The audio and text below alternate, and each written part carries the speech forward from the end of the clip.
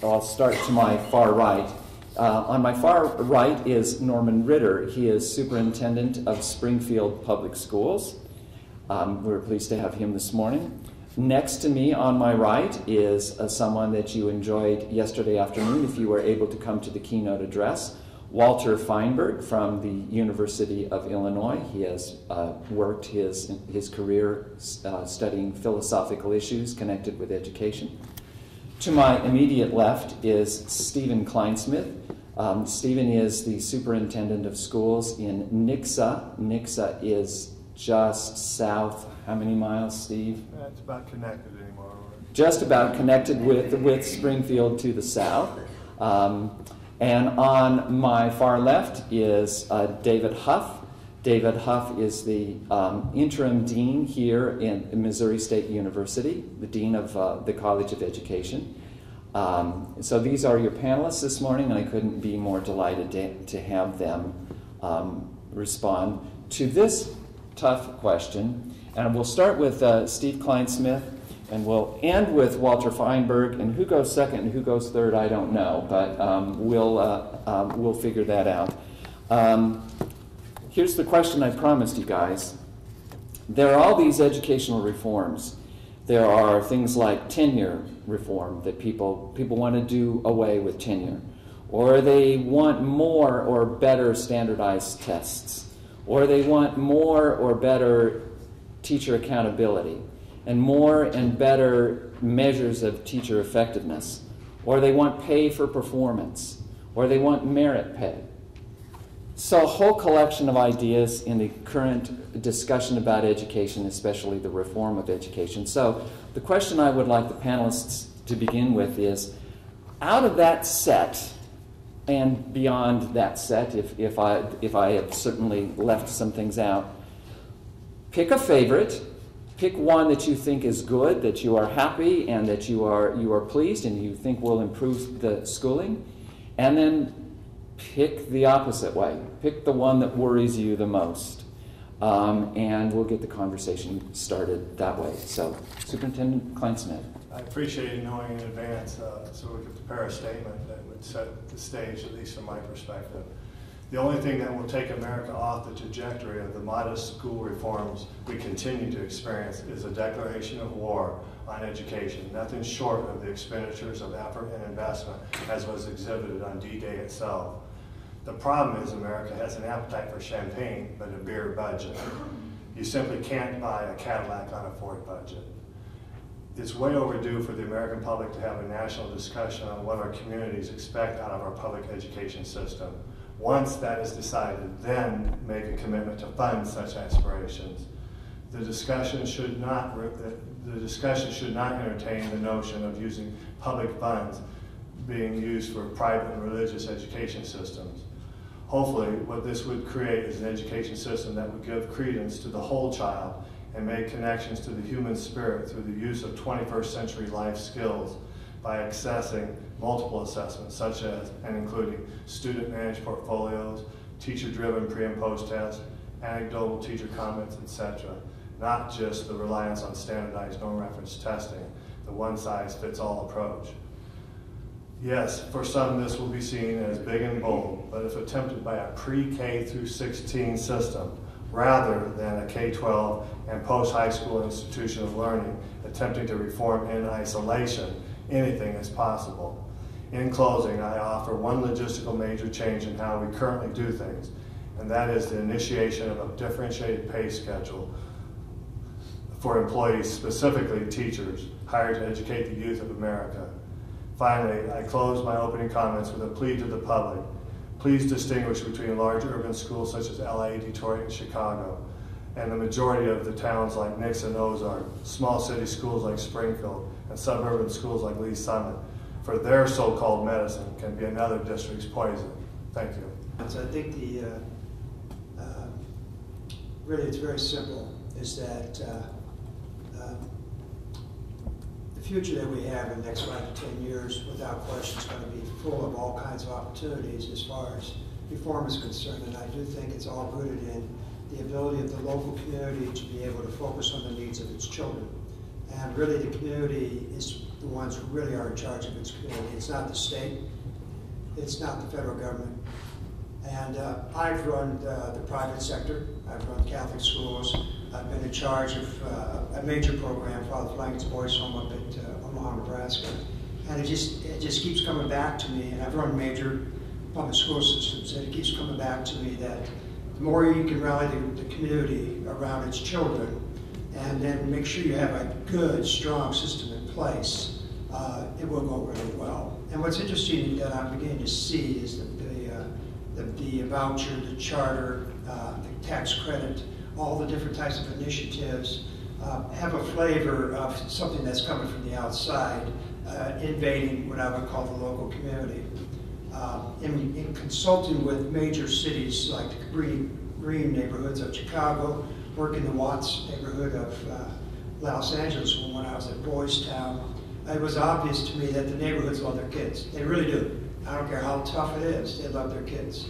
And I think quite often what happens in education is education separates itself from its community, or the community really puts the education on a pedestal and therefore do not see and do not communicate with each other very well. So to me, it's a matter of putting the right system in place, which I really believe is a continuous improvement system that must drive the learning culture that is really prevalent. I think 5 years from now, it's going to be all about customizing learning around the child. And the more you try to move away from that, the differentiation and customization of learning around the child, and the more you try to control it, and the farther away you try to control it from the child, the uglier it's going to get, and I guarantee you it won't work. When you look at systems at Singapore, you look at Finland, you look at the system of South Korea, in each of those cases, and primarily in Finland, there are no standardized tests. They test mainly when they are asked to test, that's about it. And the community really does take control and take charge. And really in the case of Finland, they really push hard, real hard, to make sure they have their best talent teaching and working with kids. And so there's an example of where the community, 50 years ago I think it was, well, it's about 30 years ago is when Finland started that transition. The same thing happened with Singapore about 20 years ago. And basically they took control, they basically rallied around their children and developed an education system that is high performing and doing very, very well. I think with the American spirit, this is something that we can do and do well. I do think we got to stay away from the program approach. We got to stay away from the quick shooting, what I would call the old cowboy approach, and come back and use good common business sense and approaching the education of our children. And I think we're going to be much, much better off. And so I think we're well on that way. And the more we can move away from state control, federal control, I think the better we are. Thank you. And I apologize, Norm, I wanted you to go after Dr. Kleinsmith because I just knew that Dr. Ritter would echo the fact that education is underfunded and we need more money, because I want to say all the money in the world won't do it. So I want to come back. I hope you listen carefully to what Dr. Ritter said, because that's really what this panel discussion needs to be about, not about what I'm about to say. Which was, none of this is going to work. Testing is not going to work. Merit pay is not going to work. Whether we have teacher tenure or not, nothing's going to work. Professional development is not going to work. Show me the research on any of this that shows any of this has worked. All the money in the world won't work. Here's the deal. I got it figured out. I just don't know how to do it. You empower local communities and their schools to do it. And then you fund it appropriately, whatever that is. It's not funding for results. I know. That's why I needed to go second. I told you I screwed up on that. It really isn't a federal issue, although there's a role for the feds to play, of course, and there's a role for the state to play. But it's local. It really is. And I keep thinking back of a book that everybody needs to go read soon. The title is Ozarks, Hangings, Baptizings, and Other Diversions by Robert Gilmore. He wrote that actually while he was a doctoral student somewhere in Oklahoma. But one of the chapters has to do with how the local schoolmaster or school marm was rehired every spring. If you think of the days of one-room schoolhouse where we had things like cooperative learning, cross-age tutoring, mastery learning, all those kinds of things. Anyhow, in that book, Dr. Gilmore has story after story about how at the end of the school year in the spring, before the spring planting took place and the kids were going to go back to the farm, there was an end of school performance by the kids. And they would spend time building usually an outdoor kind of platform and podium and stuff, and they would invite the entire community, and kids would do skits and recitations and things like that. If those kids did a good job, the local community would rehire the teacher the following year. But if the kids didn't perform well, they were looking for another person. Well, that's kind of an extreme example. But I really think if we empower local districts and then fund them appropriately, and perhaps have them partner with, say, local universities or somebody to do the research to find out what's working and what isn't to help us inform decisions, I think that's the answer. I really do. These proposed reforms, they're not new, but they all presume something that I think needs to be questioned. They presume that there's a crisis in education. And they presume that there's two parts to that. There's a crisis, and then there's the location of the crisis, that the crisis is in education. And all of these proposed reforms, from merit pay to standardized testing to the abolition of tenure, are intended to address that crisis in education. I think that crisis is manufactured. I don't think it's entirely real. I do believe that part of it is real. And this is what I think about it. I think that America has the worst schools in the world. So that's a crisis. But I also think America has the best schools in the world. And that's not a crisis.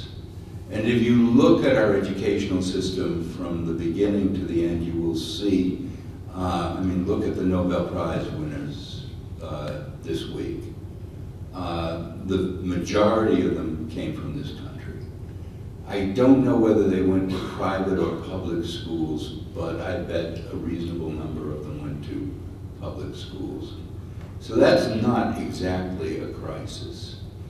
There is a crisis, though, in terms of the distribution of wealth in this country, the availability of health care, the availability of basic transportation services, decent housing. That is a crisis, and when you have that kind of crisis, some kids are not going to be able to adapt to the school environment. Now, you can treat the symptoms. You can institute standardized testing galore. You can manipulate tenure rules or abolish tenure. You can do all of those things, but if you're not getting to the root of that crisis, you're still going to have the same situation. The best schools in the world and the worst schools in the world. And that's where this country has been afraid to go. You can look at the campaigns going on right now, where the health care proposal that Obama is putting forward and getting critiqued for is way to the right of the health care proposal that Richard Nixon put through in the 1970s. So where is this country going? Why are we going there? And why do we think that education is the fix? Those are the questions that I would ask. There, the state's perception of quality, the national perception of quality, I think it's confused with inequality and inequity. And what I mean by that is that they're trying to create an equal environment across the country for something that needs to be very customized to every child. Impossible to do that on a national level. And so to me, that's where the confusion is. And I think the real issue here is that this is something that's rooted way back in mankind. In fact, it goes back to the Dark Ages of Thomas Aquinas. And Thomas Aquinas made it very clear that no matter what a society tries to do, the rich will never take care of the poor. I don't care. And the rich is always going to try to create an environment that made them successful. He found that out, and it's true. So he said you need a social justice imposed by the people. And the closer you can have the people making choices to the child, the better. That's the social justice issue that he's talking about. And so to me, it's coming true. So the more you move away from the child, okay, the more, and you try to control, the more dysfunctional it becomes. And so to me, it's rooted in theology, it's rooted in philosophy, it's rooted in the human condition and the struggle of the human condition.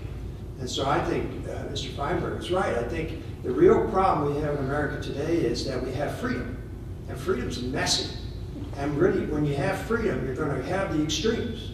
And then eventually you have a struggle with power, but our democracy gives us the ability to vote. Okay? And so to me today, what's dysfunctional is the Department of Education. I just assume blow it up and start over. Not the school systems. All right?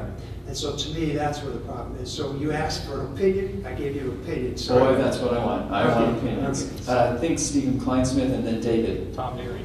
And Tim. To add to Dr. Ritter's comment, I would offer an example.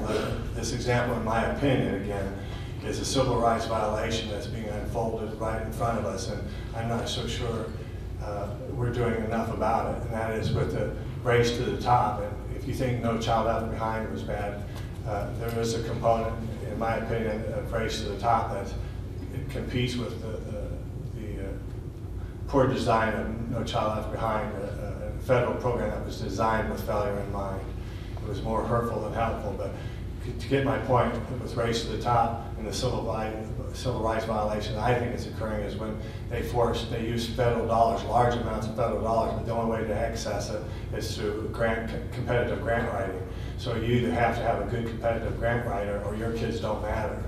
And I don't know how else to put it, because you have large school systems like Chicago, LA, and Detroit are writing grants because they have good grant writings and they have the socioeconomic backgrounds that draw upon this kind of federal monies, and the rest of the nation, which I believe is doing a good job with public education. I'm not so sure that the curriculum is lined up with, that addresses the whole child quite as much as I'd like to see it, but I can't for the life of me see why you have to compete for federal dollars, why your children in Crane, Missouri don't matter when another school district that has the ability to write grants and to fund grants gets the money. So I think that's a dangerous move that's occurring right now.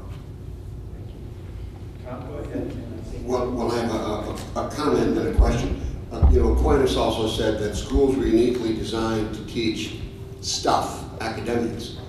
And the more we try to do outside of the academics, the less well we will do in all of it, which I think is a big problem today. I don't know the answer to the question, that's why I'm asking it. How much money for the two superintendents do you get from the federal government? And if you really wanted, and I'm a libertarian from the word go, I'd say get the hell out of my life. If the federal government did not give you a dime, how much would your budget be affected?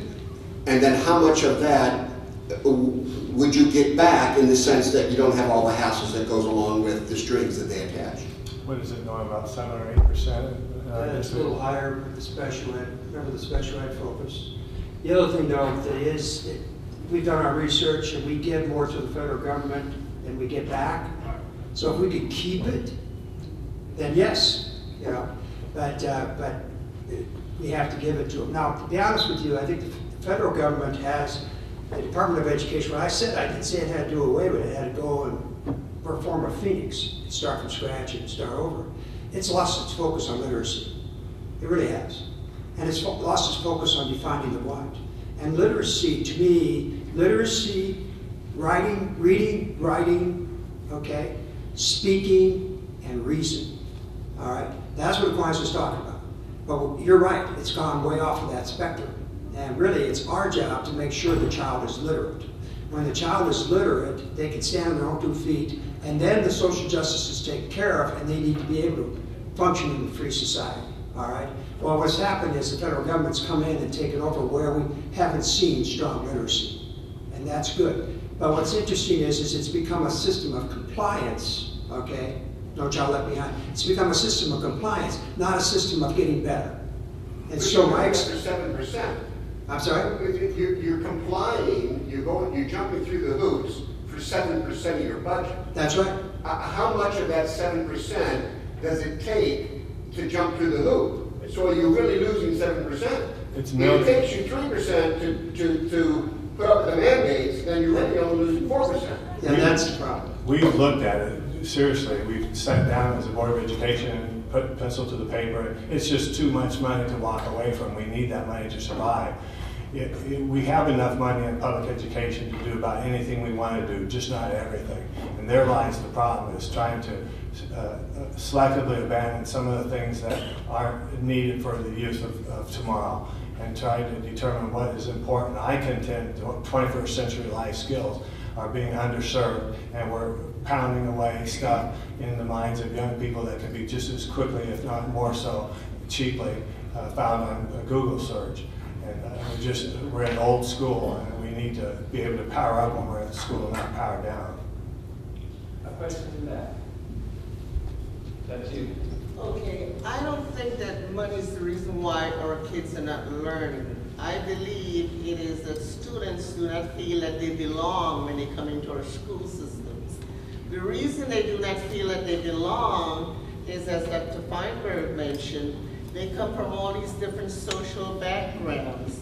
And as the other 3 on the panel mentioned, that the community plays a huge role in this, mainly parents. We cannot put all this responsibility on the teachers, because parents, after all, they spend more hours than we do as teachers with their kids. And parents know their kids best. So therefore, parents should help with bringing up their kids in certain ways that prepare them when they enter school to start learning their alphabets and learning to read.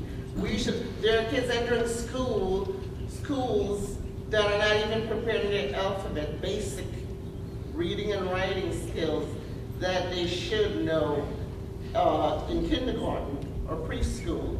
So the community has a great effort helping out teachers.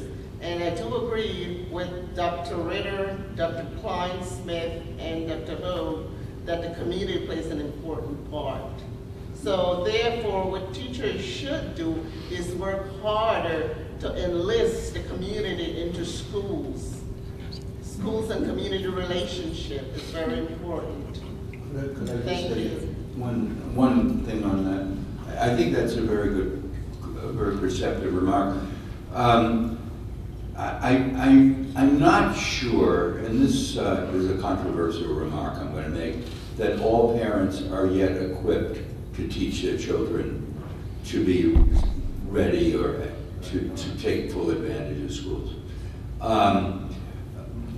Yesterday when I made a remark like that, someone said, "Isn't that the deficit model?"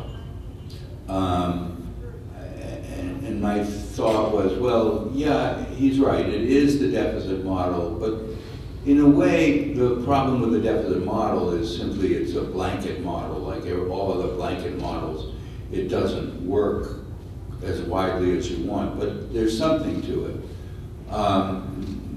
That there is a disconnect sometimes between the way a parent has learned and the way what a child needs in this age.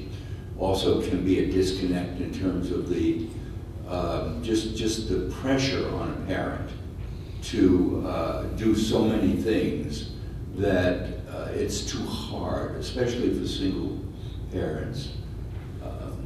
Having had a child who's a single parent, I think I speak a bit from experience.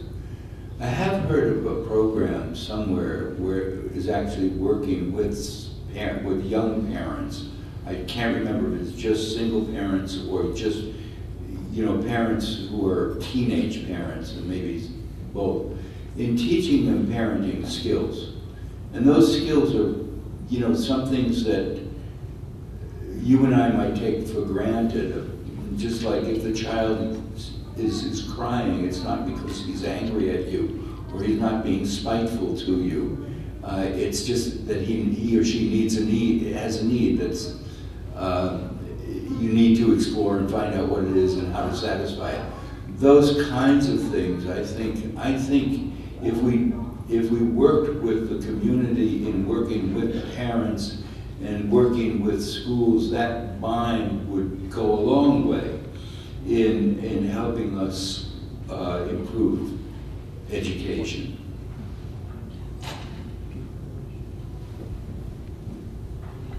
We have, I have a meeting this afternoon from 1 to 2 to 3, I can't remember. I'm not in charge of my schedule. Anyway, we have a meeting this afternoon called Kids First Initiative. And we've been meeting over a year now. We meet about every 6 weeks, and we bring all the different community support groups, including parent groups, to the table to have a conversation. We try to identify gaps, and then we try to identify what are the priorities as far as children needs to come ready to learn to school. And what's really phenomenal about this is we identified food first, so we put breakfast in the classroom. And so we have breakfast in the classroom in most of our elementaries now.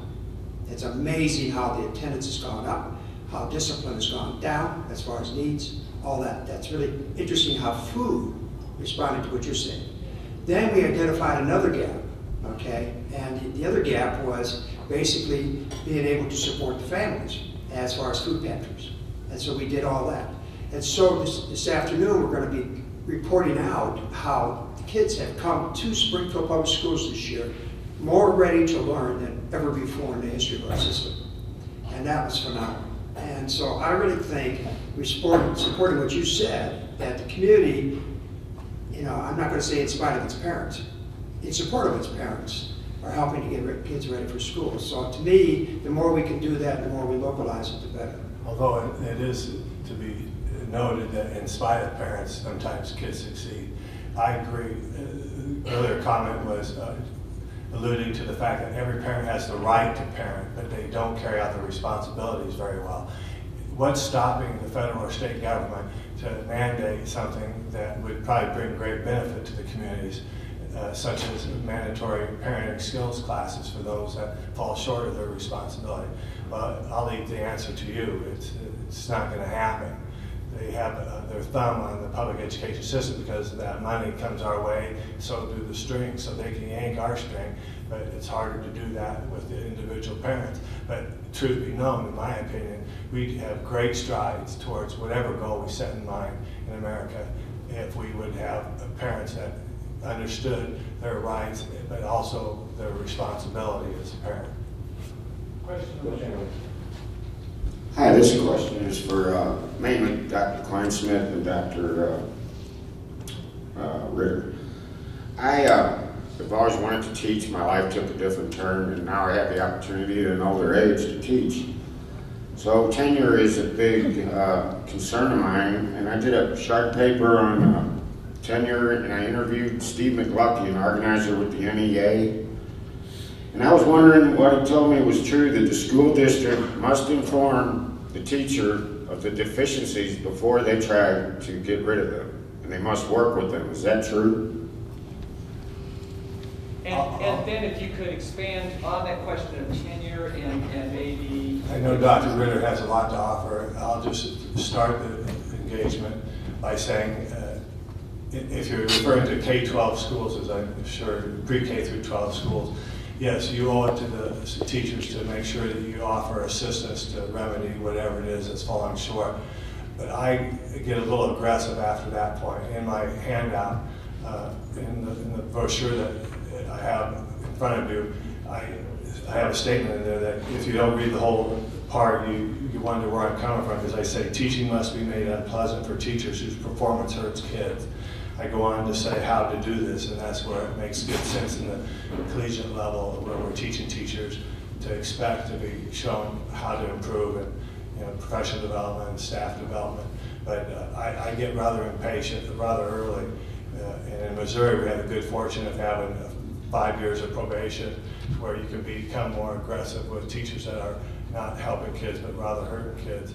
And to non-renew them is my preferred method, and give them a chance to improve elsewhere and not at the school district. I'm responsible for reaching the high stakes and the academic rigor that we're asking teachers to carry out in the learning. So yes is the answer to your question, but Dr. Ritter, do you want to add to that? Yeah, I think it's important for you to understand that once a teacher is hired into our system, it's our responsibility along with the teacher for them to get better. And that once in our system, their whole career in our system, they must get better every year, no question about it. And so I always maintain the philosophy that the adult in the system must grow more than the student every year. That's our philosophy. So the tenure piece, shame on the system. If by the time they're tenured, you don't have a good sense of whether they're good teachers or not, and the teacher doesn't know it, there's something wrong with the system. So to me, really, when you look at in business, you look anywhere, when dealing with the human condition, 95% of the problem is the system. Okay, and so really, anybody that's against tenure is basically against the system more than they are against the person. Now, the thing that's interesting is in Missouri, we've done a study on this and in conversations with representatives, is that the smaller the district, the more tenure is needed, because quite often school boards shift pretty quick, and often it might be tied to a football coach who is a very good teacher in the classroom, may not have the talent he's had over the years, and all of a sudden his job's in jeopardy. And so those are the types of scenarios where tenure has really come in response to a need as opposed to something that basically is something that teachers invented. No, it's because it was something they needed to do. So we don't have a problem with tenure. Basically, if you're not a good teacher after the first year, if it's not making sense for you, you make the decision most of the time in our situation to find a better opportunity for you to live in this world. So I think the larger issue, I'll get to you after this, sorry. The larger issue with tenure, Steve, if you look at it historically, at first it was to protect our rights to tell the truth, to teach the truth. It was not originally intended as job security in terms of performance. And so then it evolved over time into job security, and now we're looking at it in terms of performance. And that's what legislators are asking for when they meet with people like us and say, what's the deal with tenure? You know, is it going to help or not? I'm sort of indifferent on it. It doesn't really matter to me. As long as people handle it the right way, and to me the right way is to make sure that we don't unfairly penalize someone, again, for working hard and teaching the truth, if you will. Go back to the Scopes monkey trial, for example. Anyhow, another book for you, Freakonomics. How many have read Freakonomics? There's a great chapter in there on this one. It has to do with our great Commissioner of Education, Arne Duncan, when he was CEO of Chicago Schools. And there was such pressure on the teachers in Chicago to make sure that their students performed well in the state assessment, they cheated. It was a huge scandal. And so Arne hired the guys from MIT. What's the movie on these guys? They got kicked out of the Vegas hotels for counting cards. 21? Yeah, that's it, 21. Thank you. Chicago hired those guys to catch the teachers who were cheating. And, you know, I won't go into the story about how they did it, but they figured out, you know, if you're a good cheater, you don't do it in an obvious fashion. There's some method, some process to try to hide your cheating. And they figured that out. And it's a huge scandal. And it involved hundreds of teachers in the Chicago public schools. But I think only 7 or 8 were dismissed. Okay, so, you know, whether you have tenure or not, the larger issue, it's people, it's honesty, it's integrity, it's working hard, it's teaching the truth. I mean, that's the real issue, whether you have tenure or not. And then there's a lady in the back that had another question. But Walter, go ahead and then go to the back. Yeah, I do want to say something about this. I grew up in the McCarthy era when there was an incredible pressure on universities and schools to fire teachers who somebody had accused of being a red or commie.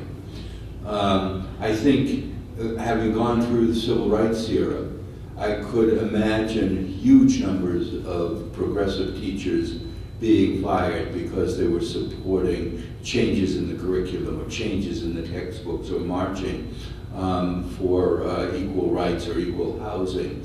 Right now, where there's we're attempting to find some kind of equity and decent education and stop the bullying for gay kids, teachers would be a ripe target for right-wing groups that want to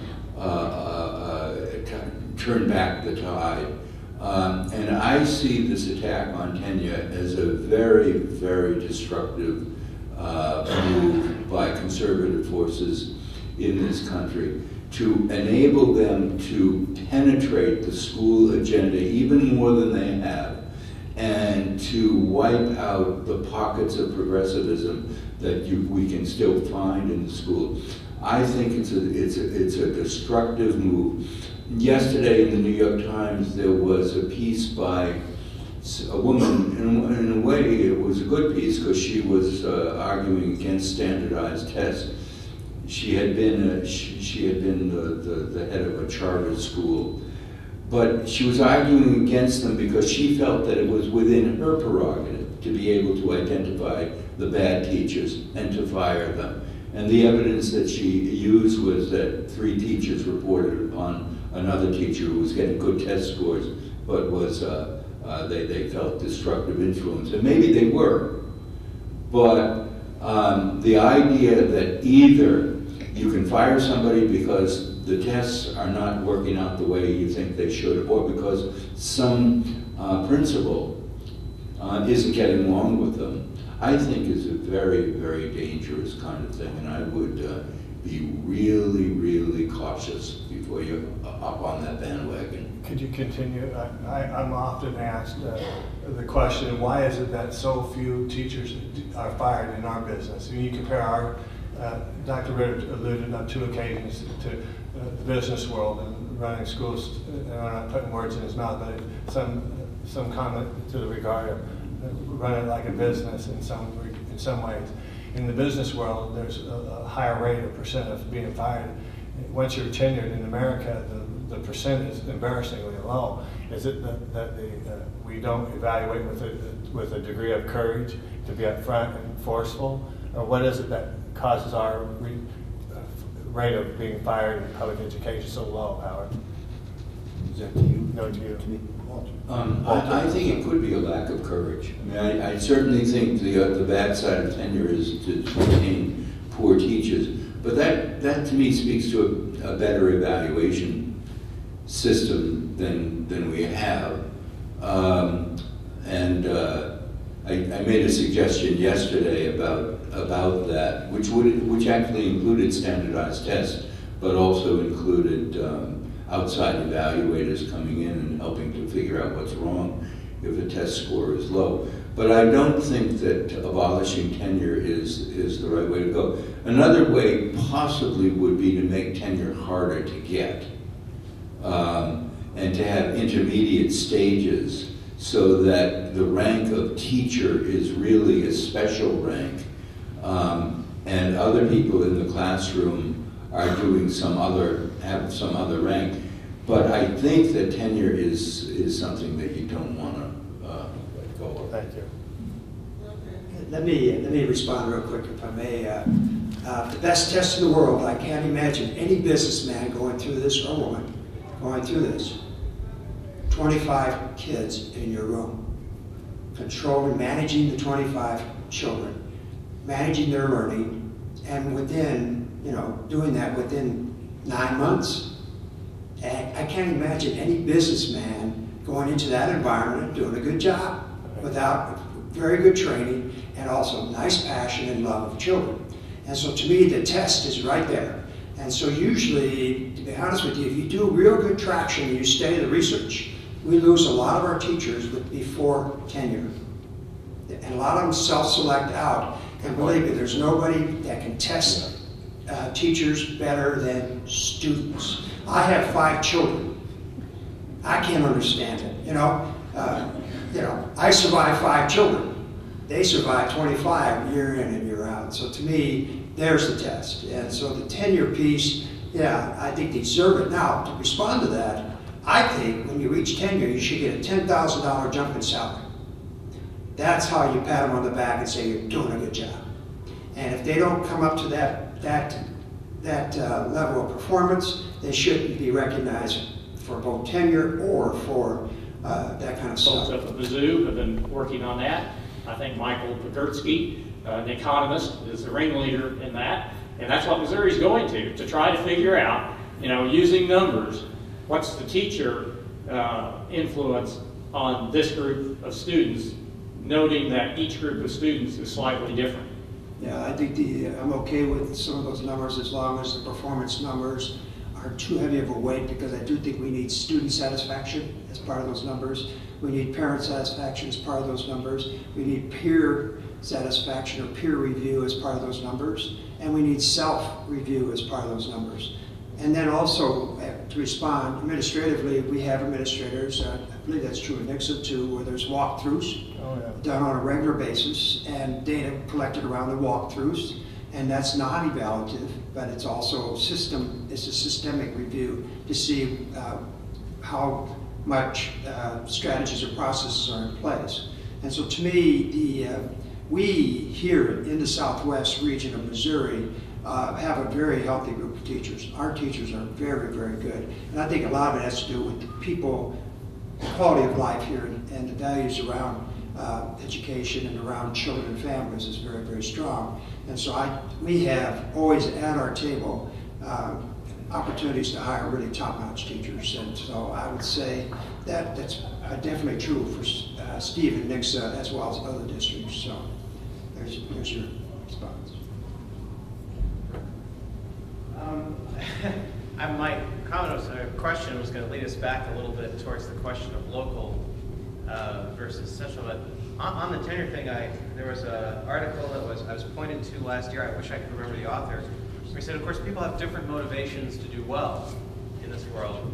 And he said, if you take what we currently use for a security system, for a draw into the profession, it draws a certain kind of person who's making a certain kind of decision about what they want to do with their life in certain ways.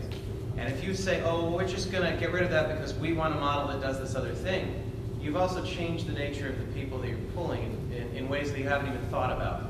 The teachers tend to be people who make some of their decisions based on stability, as opposed to risk-taking. For instance, tenure is a stability issue. I want to stay in this community. I want to build with this community. I want to be near family. I want to do those things.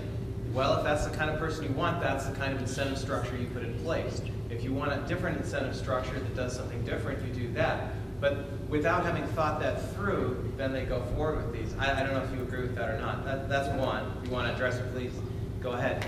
Number two, though, back to the question of central versus local, I will challenge you a little bit.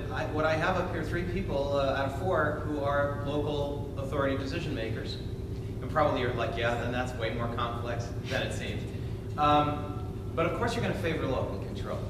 And if you look at the guys who came up to the presidency and were advocating for central and standardized approaches, they come from states where local control had meant that their states had schools and situations in which their people weren't learning and getting nearly as far socioeconomically and in educational terms as states in the Northeast and, say, Illinois, where Chicago is and stuff, where the high SES people get to send their kids to these great schools and have all these great professions. And what they wanted was equalize the playing field. So expectation in community over here is, well, we don't trust people with too much education. Well, that becomes self-limiting to that community. So centralization and standardization serves a purpose in making it so that the kid in that environment can get what the kid in Winnetka, Illinois can get. Now, I'm not necessarily in favor of standards, but I want to see how you guys respond to there's a positive aspect to this, and if you go back to local control, and I'm more concerned with local funding, you come back to the very problems that they were really trying to get away from. That Even if goes we're back- escaping some of the problems that were created. That goes back to my ending statement when I made the plea to distinguish between the large urban schools and the rest of America.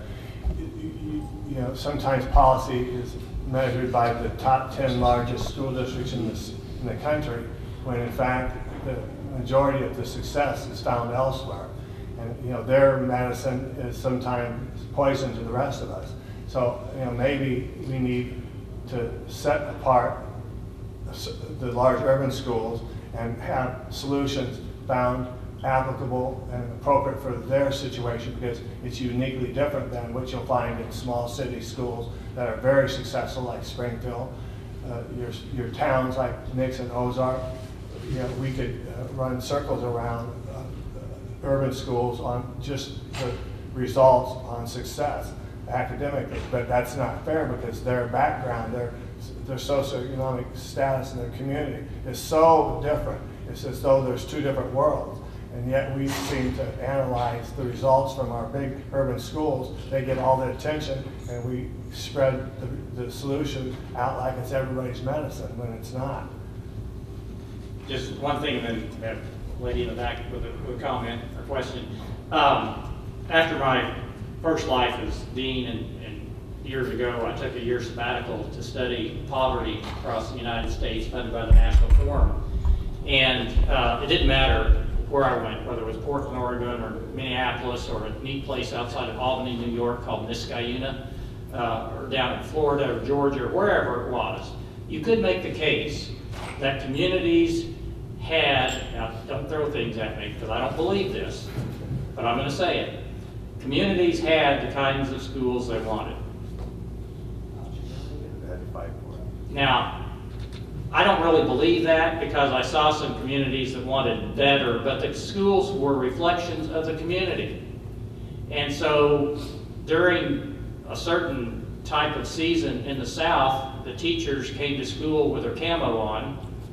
So as soon as the bell rang, they could go to the woods. You know, that was that community. You know, I actually was in Alaska, outside of Anchorage, and there are certain times when to go to these villages, you had to schedule that at a time when people would be there, because schools were out for certain periods of time to go pick berries, to go harvest, if you will, seals, and other things. And so no matter where you go, and of course everybody tells you things are different here. And really they're not. They're the same, it's just different culture. But those schools that I saw all across our country reflected their community. And you might say the community reflected the schools. Now it's pretty crass to say that. And I'm not going to believe that, but I saw it. Well, there is some evidence to support it. I had a colleague, late colleague, Alan Petchkin, whose work involved going into a community for about a year and then writing up the schools.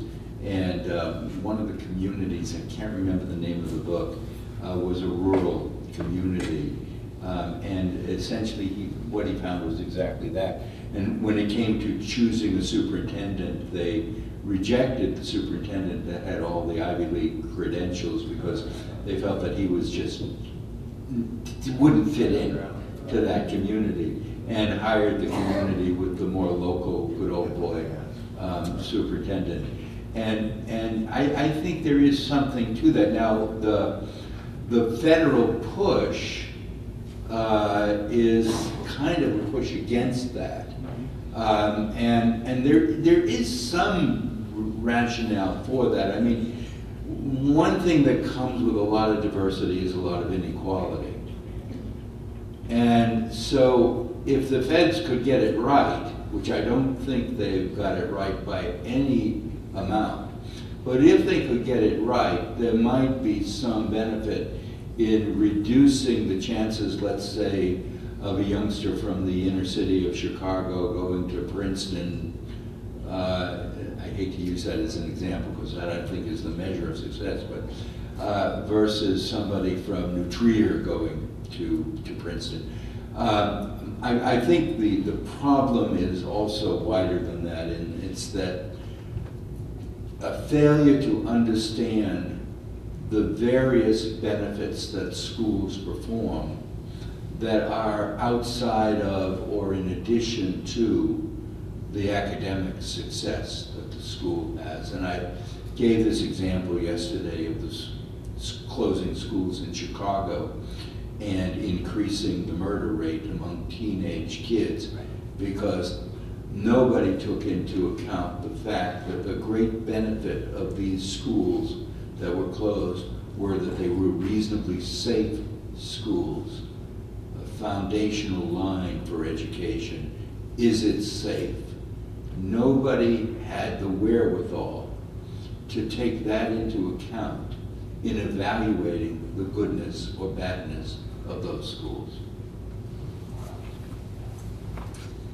As a future teacher, how would you encourage us to be a part of the solution and not a part of the problem? Come from your soul, be intrinsic, look for intrinsic rewards. I don't mean to soft pedal through salary, because salary and benefits are important. You know, you need to hit those lower level needs that Maslow speaks of to get to where you can be self-actualized. But if you're in it for the right reasons, be intrinsically motivated to do a great job, and always keep the kids first on everything that you do, and you'll be fine. Because there's a very bright future out there. Springfield Public Schools is always interested in young talent. Just keeping that in front of you. But anyway, Can you give me a job then? Depends on the match. And I can recommend her very highly. I wouldn't doubt that one bit. I do think, though, that as far as teaching is concerned, I have yet to find a child that I really don't like. I really do. I really believe that, too. Every single job when I was a Boy Scout, I don't care where it is, I mean, there's nothing better than a child. And really, a kindergarten child, and I mean, we get them wrong. We had 3 children that came into kindergarten this year who didn't know how to use the restroom, didn't know how to open doors, couldn't carry on a conversation. They knew 5 words, okay? And then we had the other extreme with 3,000 words, you know. And so you have the full range. And I saw a teacher within a month have those kids learning big time. And the reason was the teacher loved those kids. And so to me, if you have passion for children and you want to get better, you have the attitude of wanting to get better, you're a teacher. I don't care. And you're going to look for every way to get better. And so to me, that's the acuity that needs to be front and center of what you do. I want to echo those comments by telling you a quick story. You get old, you tell stories. That's what I do now, storyteller. of Gus and Pauline. And I've witnessed Gus. Gus taught a high school class called Word Study. He was overweight. He smoked cigarettes. And he drank a lot of coffee. And when you got up close to Gus, he smelled like cigarettes and coffee. He just did. Had this big belly, his shirts were. Anyway, you get the idea. He sat behind his desk with a room full of high school kids in Word Study, and he lectured out of a book that he learned from his mentor, who happened to be Virginia Craig. Craig Hall, named after her. So Gus would sit there. He was Virginia Craig's protege.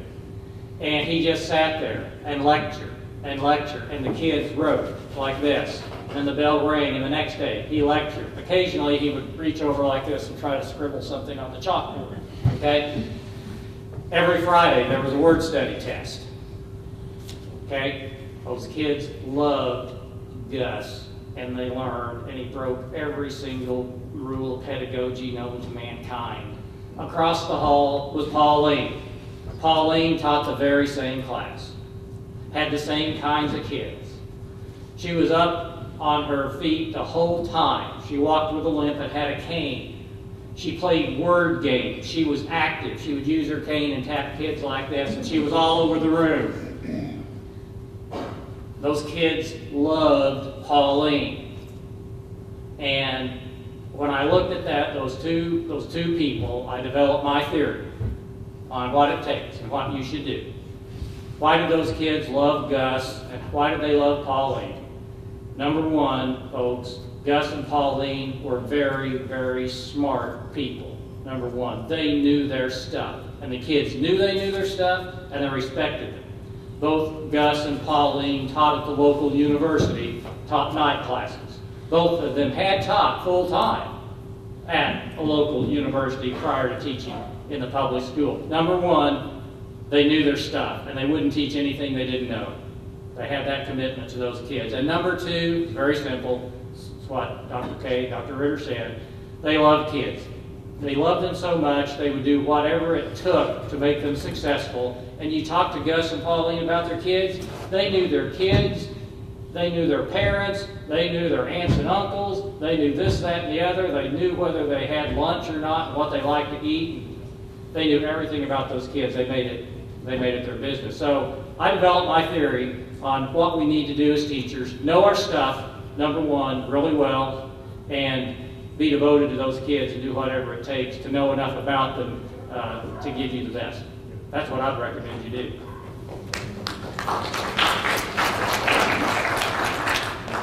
That would be a great story to close on, but we have time for one more question. Anybody want to ask it? Rick has one. Rick has one.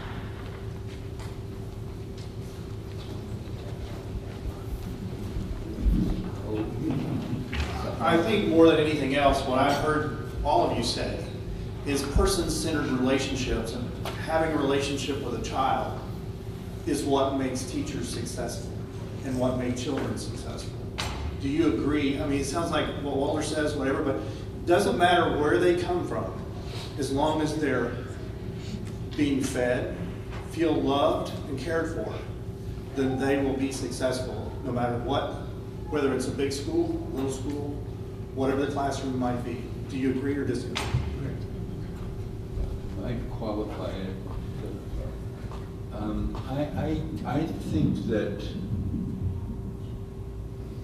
teachers really need to be knowledgeable people.